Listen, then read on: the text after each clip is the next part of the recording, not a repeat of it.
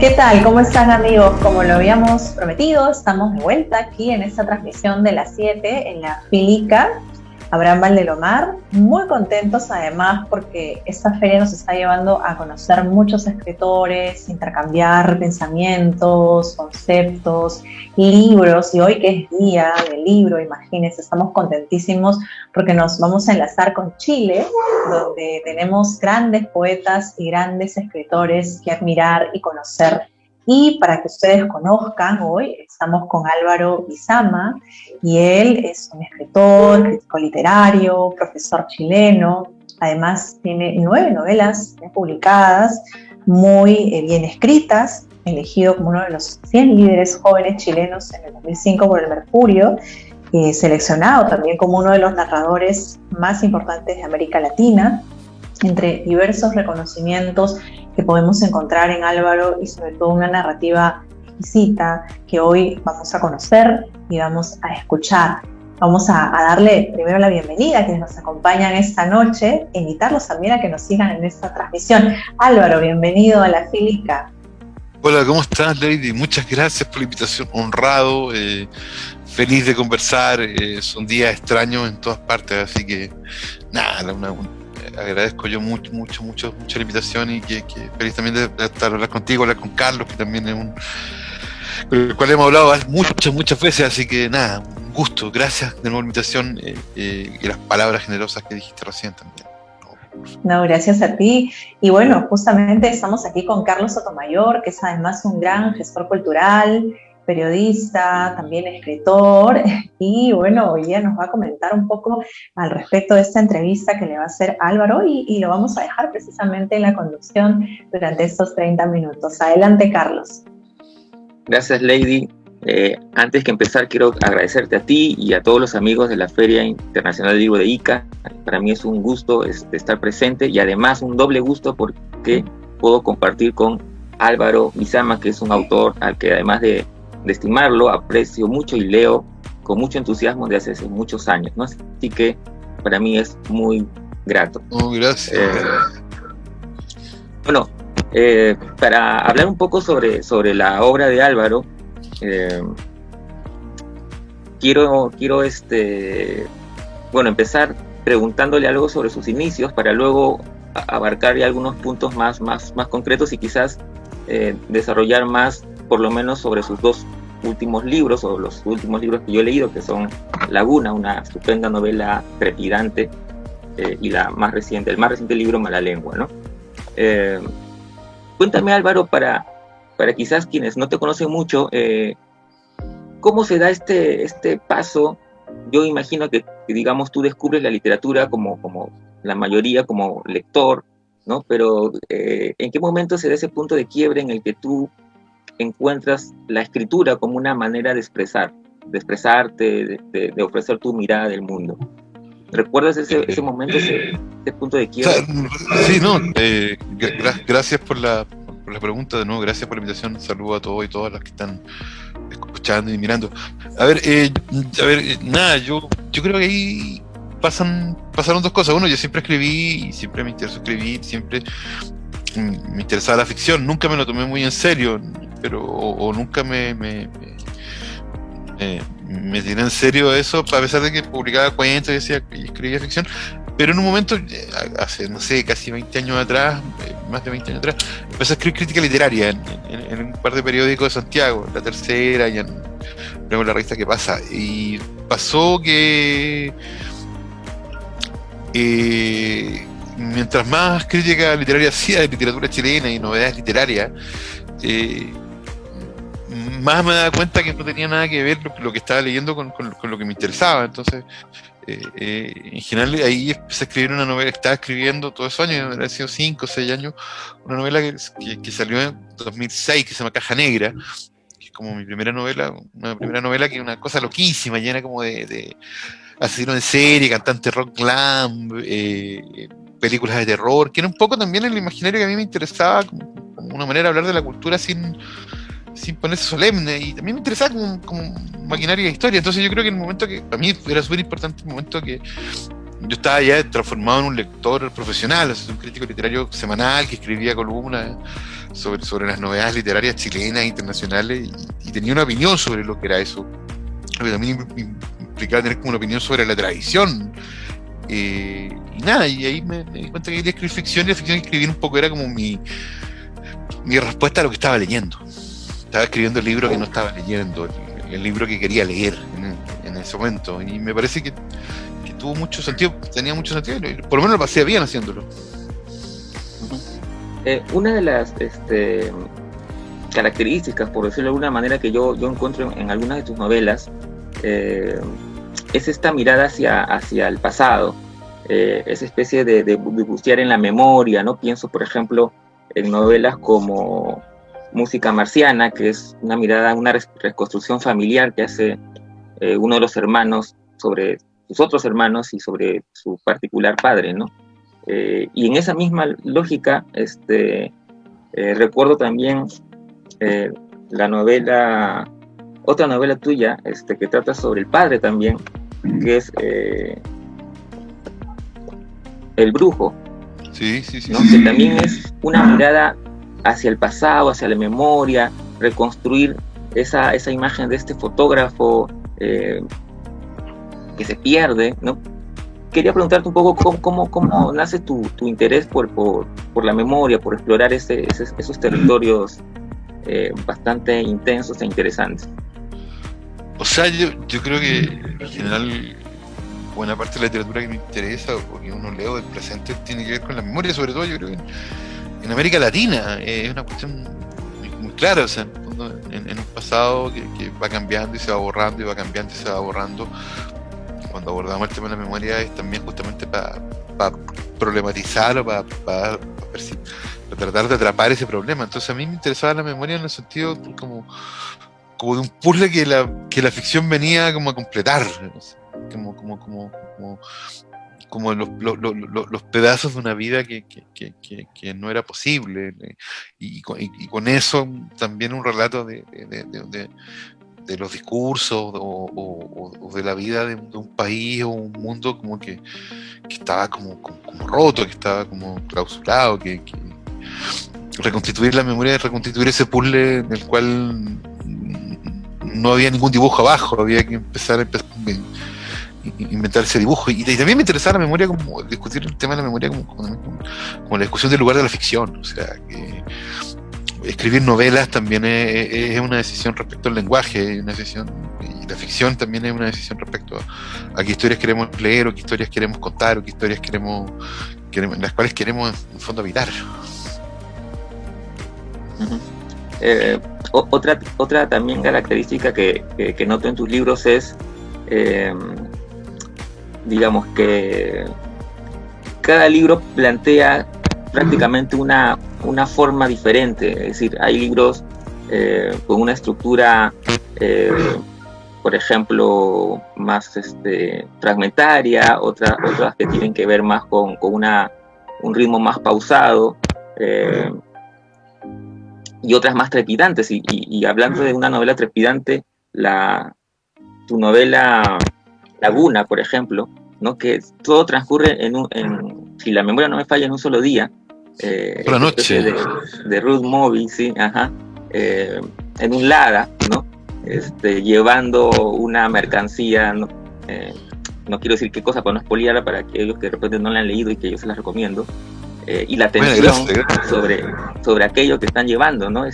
¿Cómo fue escribir esa novela?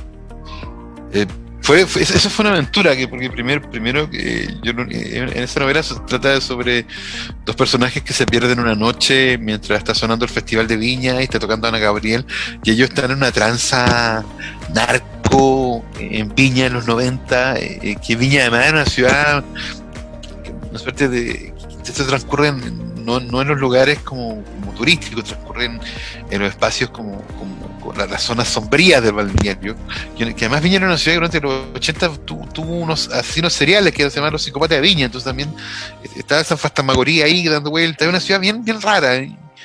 Yo estudié en Viña y conocí algunos lugares de Viña, y la ciudad siempre me ha interesado, y un paisaje entonces yo en general lo que tenía claro era que quería contar a dos tipos perdidos una noche, eso era, y que sabía que alguien iba a contar otra historia al final.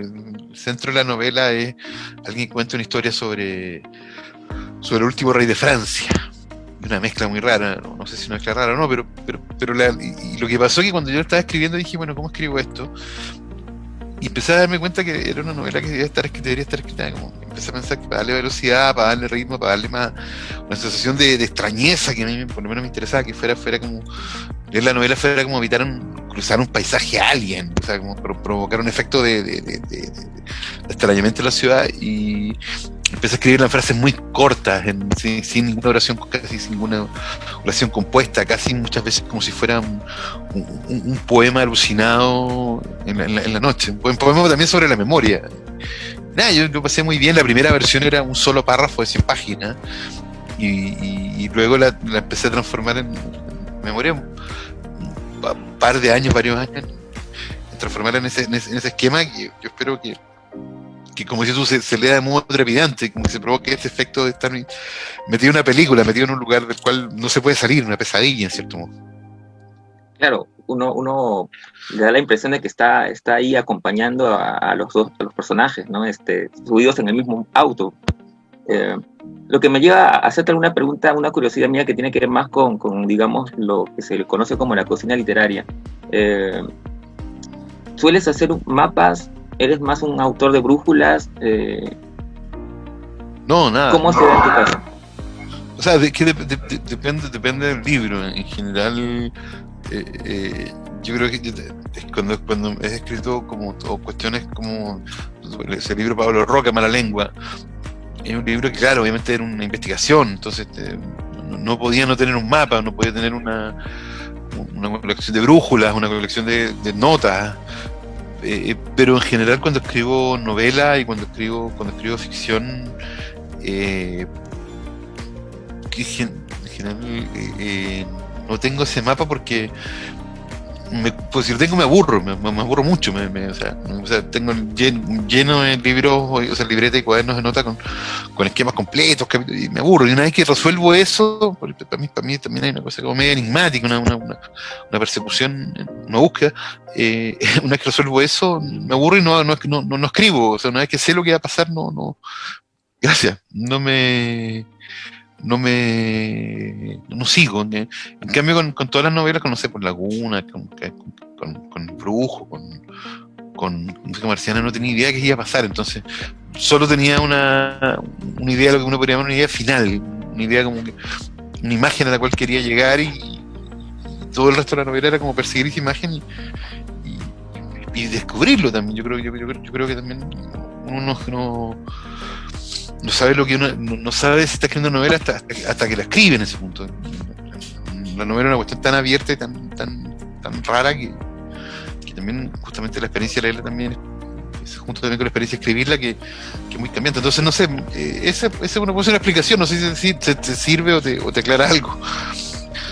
No, está bien. De hecho, yo por lo menos como lector, que cuando leo una novela, aparte me pregunto cómo fue escribirla. Yo me imaginaba más bien El Brujo como algo más más planificado, digamos, porque claro, es una suerte de piezas que, sin embargo, conforme uno va leyendo, las va armando mentalmente y va encontrando un mayor sentido, lo cual me parece... El Brujo casi no tuvo... Bueno, el Brujo, a ver, yo lo que te puedo contar del Brujo es que me desperté con una historia, que era una historia de alguien que le tocaba la puerta porque venían a buscar a su gato, y me desperté con esa historia, y me desperté con una historia luego una borrachera. Entonces, por mucho tiempo juré que esa historia me la había contado un conocido fotógrafo de la borrachera, y después me di cuenta que no, que me la había inventado yo, y era una suerte de recuerdo falso, y estaba escribiendo ese texto, lo escribí tratando de resolver cómo llegar a esa imagen. Pero también, y como tenía la imagen, no tomé casi ninguna nota, y lo escribí lineal, o sea, desde la primera frase hasta la última, en el orden que estaría yo cambiando, habré movido a algo, pero no fue un collage, no fue un montaje, como otros trabajos. no, fue lineal, fue como me senté y al final. Y luego lo dejé descansar un año y medio, 2 años y lo publicamos, se publicó. Una estupenda novela, sí, yo se las recomiendo a quienes no la hayan podido leer. Y claro, Laguna es totalmente diferente, pues es una novela trepidante, como hemos ya mencionado, ¿no? Para hablar de tu último libro, que justamente tú lo mencionas, que es Mala Lengua, que es el retrato de Pablo de Roca, un poeta chileno de principios del siglo XX, que quizás no sea tan conocido, pero que en su momento estuvo a la par de digamos, Neruda, ¿no? De la misma Mistral. Quería bueno, yo sé que eso es algo que vienes tú trabajando, leyendo desde hace mucho tiempo, ¿no? Y de hecho que en el mismo libro dices que no recuerdas en qué momento decides escribirlo. Pero cuéntame un poquito cómo se fue armando el proyecto y esta idea de este libro. A ver, cuando uno es chico y se enseñaba en poesía chilena o literatura chilena, se decían que no había, o todavía decían que los novelistas no eran tan interesantes como los poetas, cosa que yo creo que comparto muchas veces y estoy de acuerdo. Y que habían 4 grandes de la poesía chilena, por unos 4 grandes del siglo XX, que eran Neruda, Mistral, de Huidobro y de Roca. Sobre Neruda, Mistral y Huidobro uno sabe quiénes fueron. Y de Roca un poco es esta bestia negra que queda en el olvido y que un poco se lo recuerda por 2 cosas. Uno por su enemistad con Neruda, de la misma generación, o tal vez, ¿no? O sea, son cercanos, tienen unos 10 años de diferencia uno con el otro. Se recuerda por 2 cosas. Uno por un libro, por su odio con Neruda, o sea, su enemistad con Neruda, que llega a ser enfermiza, toma niveles de neurosis y de agresión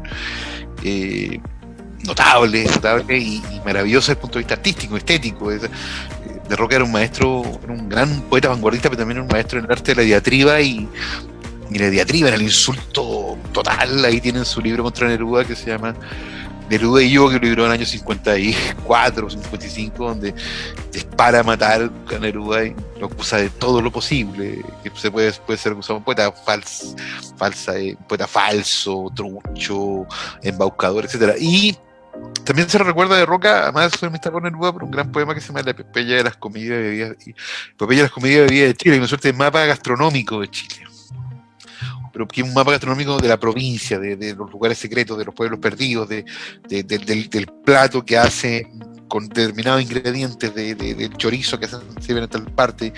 Y es un mapa también, ese poema, que es un gran poema, es también una suerte de mapa de un mundo perdido, que es el mundo del campo chileno, la provincia chilena, que se pierde en el paso del siglo XIX, siglo XX, sobre todo en relación a la transformación de Chile en un país central cuyo centro es Santiago.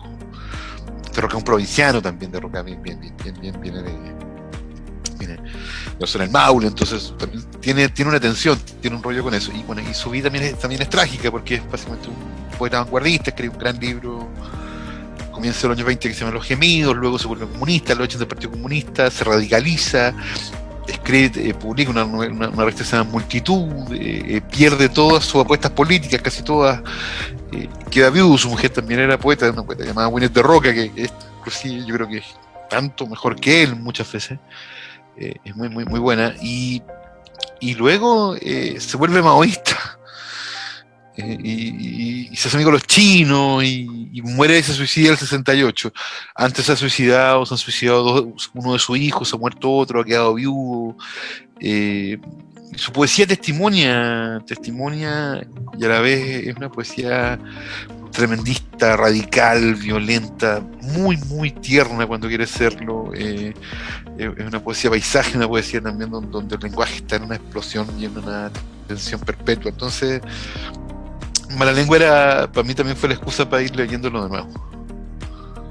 O sea, escribirlo fue la excusa para volver a leerlo, y descubrirlo y sacarle un poco de la caricatura de este enemigo de Neruda o de este poeta de las comidas, que es buenísimo también, y empezar a pensarlo también como un espejo del siglo.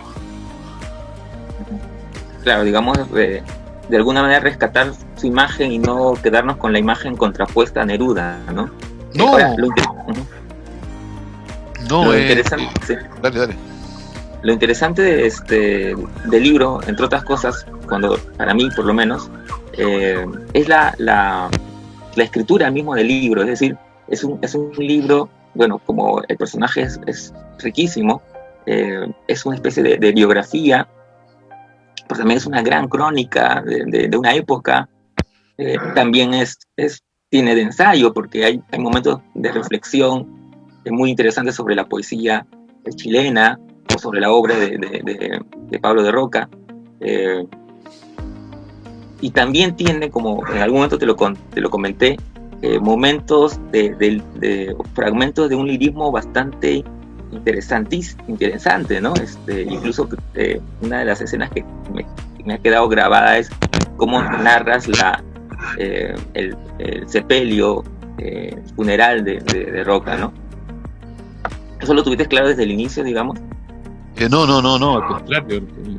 Este es un libro que fue escribiéndose por pedazos, y por un poco los fragmentos del libro también responden a las lecturas que estaba haciendo en ese momento. O sea, traté de ser, y creo que lo fui, traté de ser, y espero haberlo sido lo más fiel a la verdad posible, o sea, en el sentido que los hechos que están narrados en el libro, salvo un par de momentos que yo especulo, que es una especulación más bien literaria, más que biográfica, pero los hechos tienen alguna fuente, o sea, están sacados de lo que dicen los periódicos, están sacados de lo que dicen los cronistas de época, están sacados de la misma autobiografía de Roca, que se llama El amigo Piedra, que es un libro que llega hasta la década del 50, que es una autobiografía muy, muy confusa, porque originalmente fue publicada autobiografía, pero en realidad era una novela, por lo menos su primera mitad.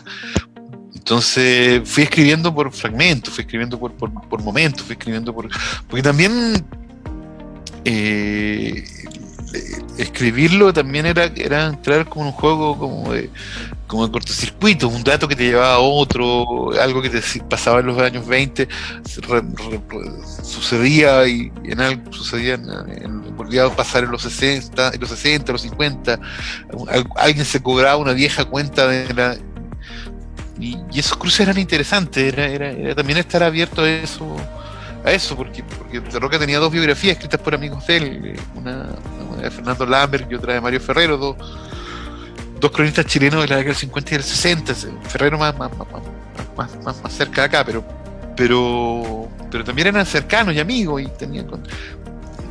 era también una historia del siglo XX, o sea, porque además se lo empezaba a topar como a De Roca, el poeta, sus poemas, como en historias ajenas, en el recuerdo ajeno. Entonces los fragmentos no eran fragmentos que no existían solamente como una historia oficial, sino que él era como una suerte como de susurro, mito que otros recordaban.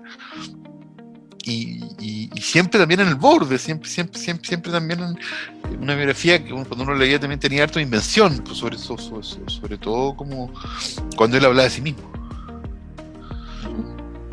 Ahora, dentro del libro, también digamos que tiene tantas aristas, se puede encontrar una historia de amor, por ejemplo, ¿no? Que es la historia de Pablo de Roca con la también poeta Juana Inés, ¿no? Que finalmente termina utilizando el seudónimo de Winnet de Roca, porque además, y aquí quiero permitirme leer una pequeña frase que tú mencionas, te dice así, dices: me gusta esa imagen porque parece sacada de una novela antigua, imposible.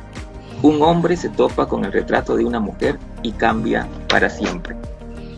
Porque es la primera, o sea, Pablo Roca conoce a Juana Inés a través de una fotografía. Claro, ella le manda su libro, todo transcurre en la década del 10, no me acuerdo los años, porque yo soy muy malo con las fechas, por eso traté de ser muy fiel con la fecha en el libro. Pero, claro, él vive si no me equivoco, en Talca, una cosa así, ha perdido los estudios, está un poco dedicado a la cuestión familiar, va y viene de ahí, ella es poeta también, él es parte de una clase media campesina empobrecida, y ella es parte de una burguesía militar, del mundo militar, y ella es poeta y le manda sus libros, y él ve la imagen de ella y se enamora y la ve a Santiago y empiezan a salir, y el papá del coronel lo encuentra muy poca cosa, y se escapan y se casan. Es maravillosa la historia porque en realidad siguen juntos hasta que ella muere en el año 50. Ella es una poeta muy potente, muy interesante porque la obra de ella no tiene punto en contacto con la obra de Pablo Roca, pero es una de las obras más, uno la podría leer en el reverso de Mistral, de Gabriel Mistral, porque parte con una poesía muy adolescente, muy romántica, muy siglo XIX, muy eco del modernismo, y ella termina siendo una poesía de vanguardia increíble. Cuando ella empieza a firmar con Winnet de Roca, sobre todo en la década del 20, su trabajo es muy impresionante. Y también es una de las grandes lectoras de la literatura de mujeres en Chile, escribe un par de ensayos sobre eso, entonces es de una espesura y también una movilidad, una flexibilidad muy interesante lo que hace ella. A mí por lo menos me gusta mucho.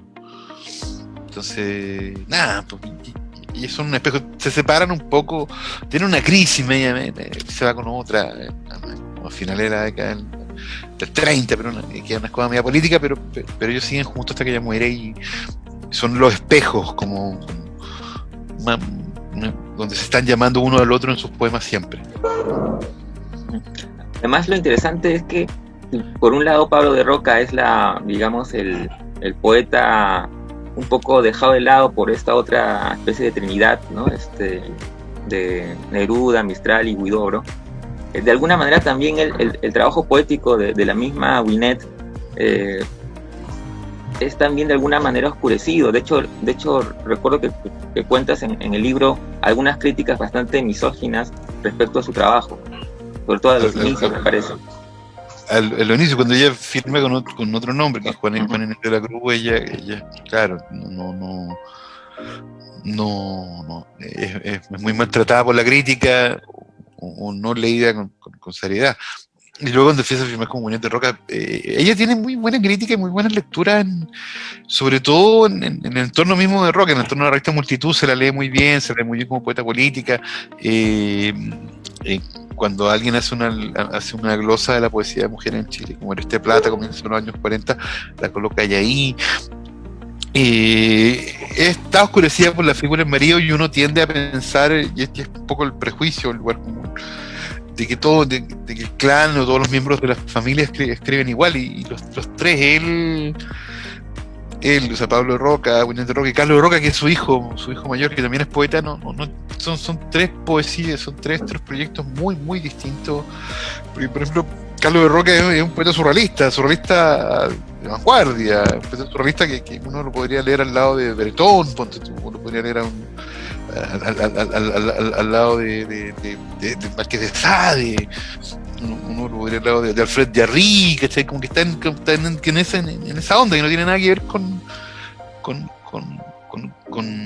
Pablo, y tiene poco que ver con Winnet, que también ella hace un trabajo también con el lenguaje muy particular y muy radical, sobre todo en sus libros finales, ¿cachai? Y uno tiende a leerlos todos juntos, cuando en realidad son muy distintos, y son muy buenos los tres también. Eso también es muy loco. O sea, son muy buenos los tres en los registros que hace cada uno.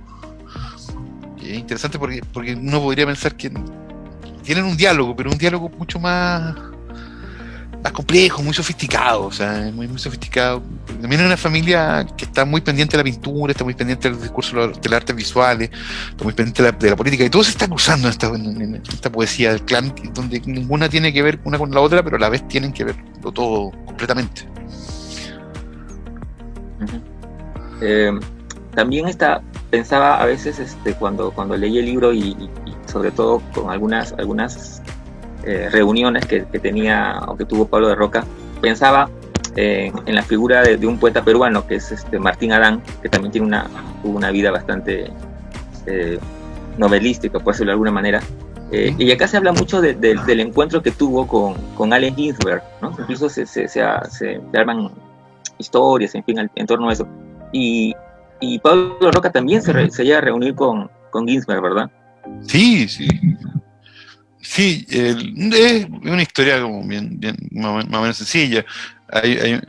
Gonzalo Rojas, el poeta, invita a Ginsberg y a Ferlinghetti a un encuentro de literatura en Concepción a finales de los años 50. Ellos vienen, Ferlinghetti llega y se va, y Ginsberg queda solo y se va a vagar por Chile, viaja al sur, llega hasta Chiloé, toma droga alucinógena, pasa por Santiago, se hace amigo de Nicanor, era amigo de Nicanor Parra, se queda un rato en la casa de Nicanor, va y viene, trata de conseguir cocaína, no consigue, en el fondo vive la noche y entre medio conoce a De Roca, y eso está más o menos glosado, y lo va a ver en un hotel, que es un hotel que es el año 1960, que es el Hotel Bristol, y de eso hay registro. O sea, Ginsberg lo cuenta en una entrevista del 87 cuando le preguntan por Chile, y en sus diarios también aparece mencionado a Pablo Roca, y en sus cartas también. Entonces, y es interesante cruzar, y lo que yo traté de especular simplemente que yo sabía que ese encuentro que había sucedido.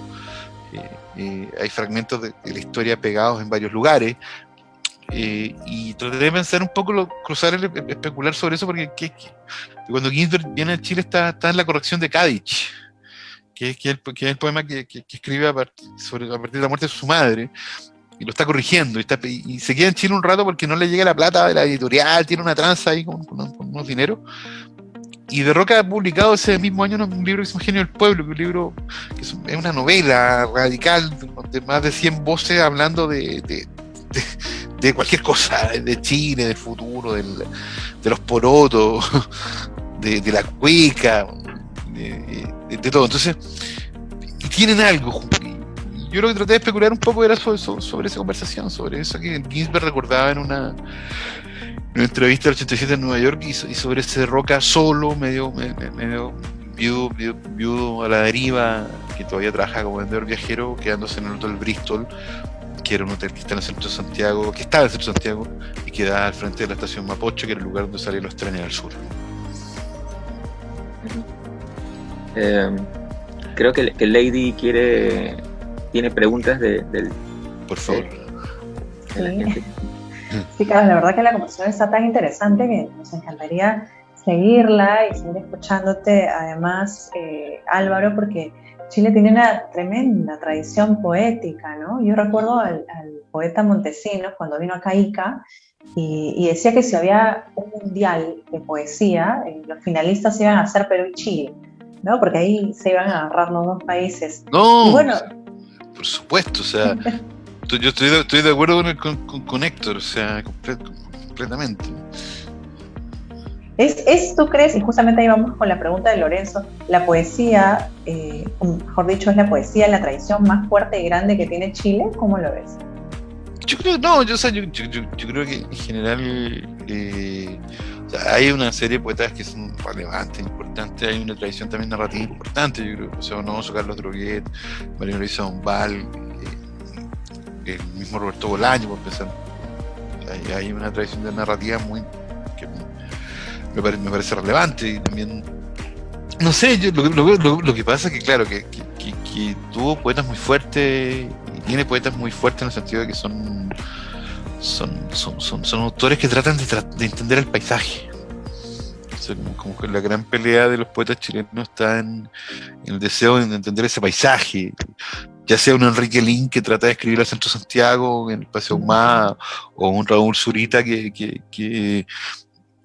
describe como de modo alucinado las cordilleras y los desiertos como si fueran pedazos de su propia piel, o Nicanor Parra, que en el fondo entiende la lengua chilena o el humor chileno como una metáfora de no sé qué, de la identidad, del vacío, del chiste, del chiste como si fuera una forma de la verdad. Entonces está eso, o sea, está Mistral, entonces, y todos tratan de entender ese paisaje, y esa obsesión, en cierto modo, los vuelve inevitables, y los vuelve muchas veces ridículos, y también muchas veces los vuelve trágicos, absolutamente. Entonces, como que Y leer poesía en ese caso es someterse a esa cosa, a eso, someterse a esa tensión, a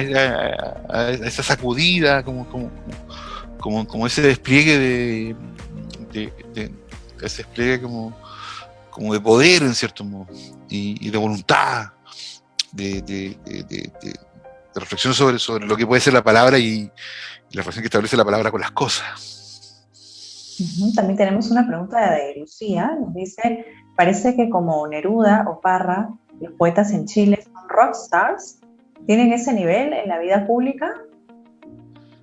Sí, no sé, de rock era como un rock, no sé, sí, se comportaban como rockstar, pero también tenían que trabajar, o sea, a mí me parece interesante como el caso de o sea, el caso de Roca es una cosa bien terrible, o sea, es una colección interminable. Él termina trabaja buena parte de su vida como vendedor viajero, vende cuadros que nadie sabe si es un verdadero o falso, vende sus propios libros, no da, como dicen en Chile, no da puntada con hilo, o sea, en el fondo no pierde buena parte, o sea, es profesor de la Chile, va a la Universidad de Chile, va a postula decano y pierde, renuncia. Entonces, claro, se comportan como en la ficción o en la vida pública. La poesía es un rockstar, pero también en ese comportamiento también está una carga durísima de dolor y de tragedia en la vida cotidiana. Hay una pelea muy buena, o sea, Huidobro con De Roca y Neruda tienen una polémica, sobre todo Huidobro con De Roca a partir de una antología a mitad de los años 30, y salen a matarse en polémicas diarias. Uno escribe un día, el otro le contesta, y se insultan a lo largo de una semana, y cada vez con un calibre más grueso y de un modo más cruel. y en un momento, y esto a mí me parece más divertido, uno de ellos dos se da cuenta que lo están mirando. O sea, cuando uno los lee, ellos tienen absolutamente conciencia que están dando un espectáculo, que se deben a un público que está disfrutando con esa pelea. Entonces también es bonito porque tienen esa conciencia de público, tienen esa conciencia de que son figuras importantes en el espacio público, que son figuras que tienen algo que decir, que son en cierto modo los que interpretan el presente, los que le dan sentido como a la historia, y tienen esa conciencia. Huidobro fue candidato presidencial, Neruda fue candidato presidencial, Mistral tuvo una relación muy compleja y a ratos tóxica con Chile desde el extranjero. Parra está en una tensión constante con Chile, y De Roca lo mismo, siempre.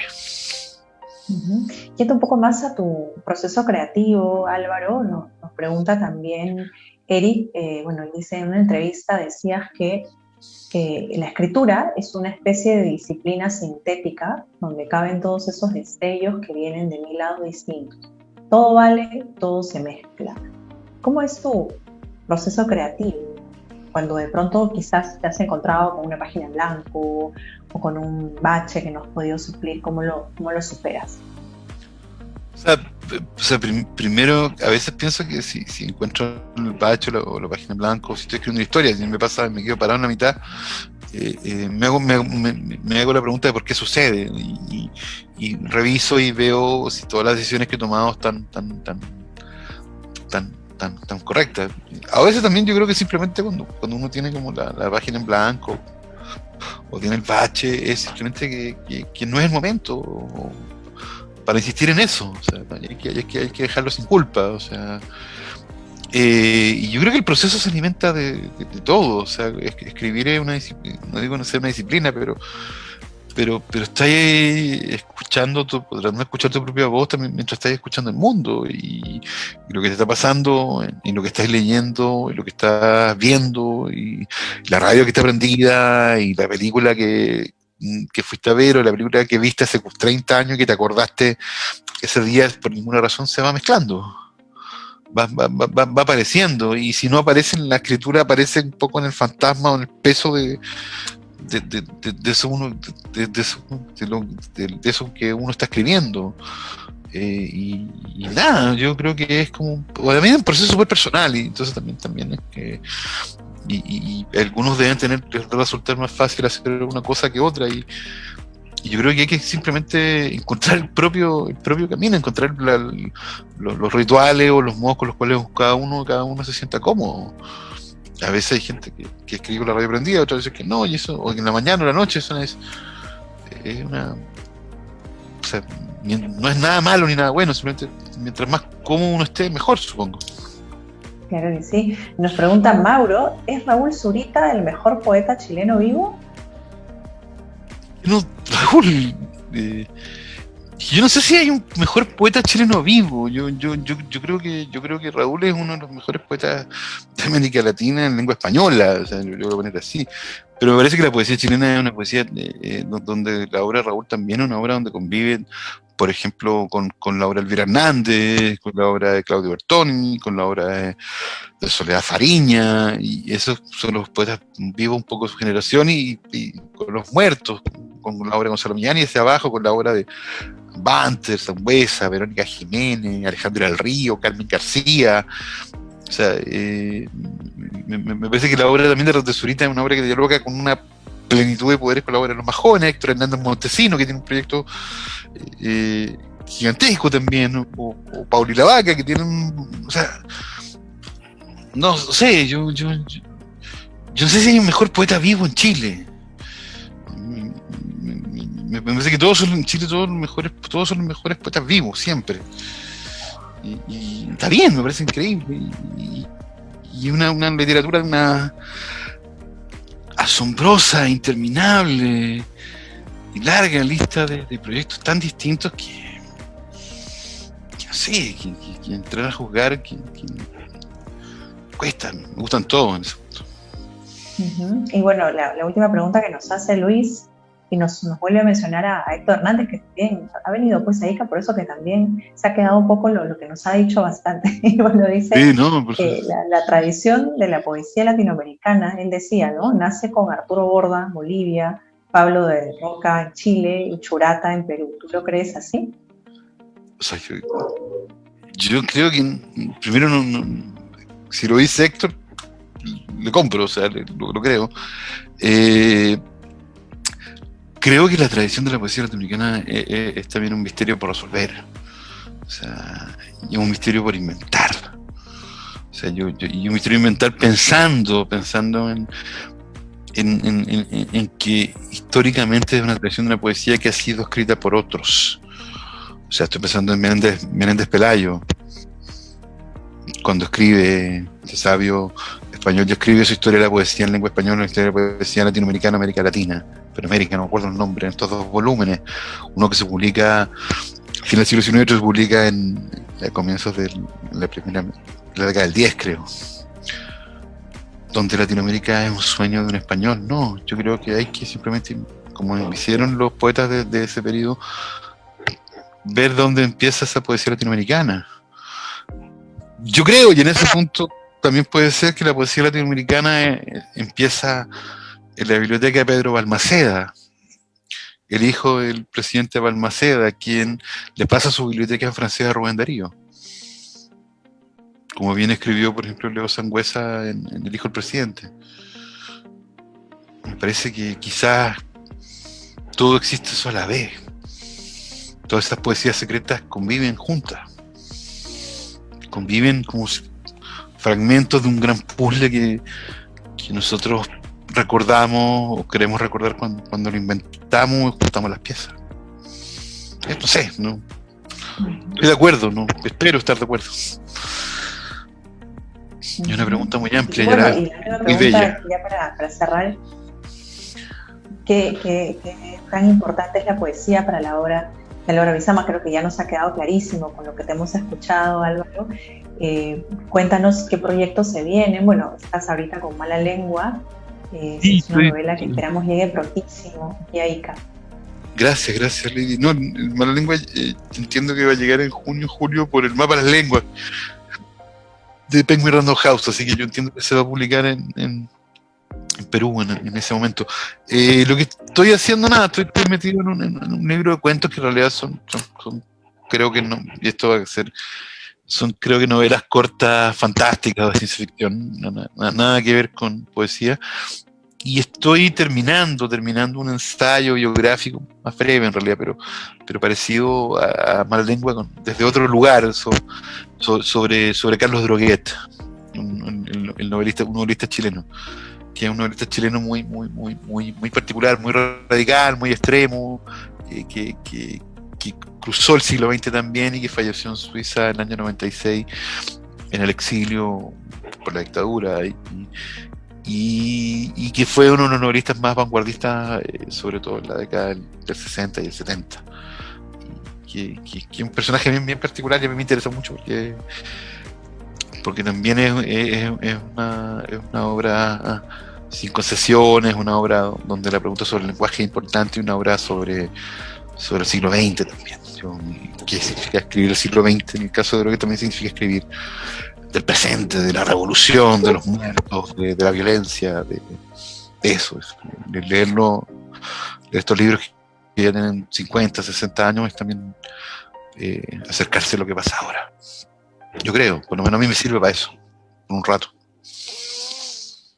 Genial tenerte, Álvaro. Muchísimas gracias por haber aceptado esta invitación, por haber estado con nosotros en este tiempo valioso, y invitamos a toda la gente que está conectada que siga también la obra de Álvaro, porque es buenísima, y auguramos que cuando pase todo esto de la pandemia, quizás en las próximas ediciones, Álvaro, puedas visitar Ica, ¿no? Y conocer un poco también nuestra ciudad por acá. Por favor, gracias, Lady, gracias, Carlos, por la invitación, gracias a todos y todas los que escucharon, a los y las que hicieron preguntas, y nada, yo agradecí estos días por último, esta extraña pandemia nos permite hacer estas conversaciones y estos encuentros. Gracias de nuevo por la invitación, gracias a todos y todas por escucharme. Gracias, Carlos. Muchas gracias, Álvaro. Muchas gracias, Carlos, también. Gracias a ti, Lady, y gracias a Álvaro por la estupenda conversación.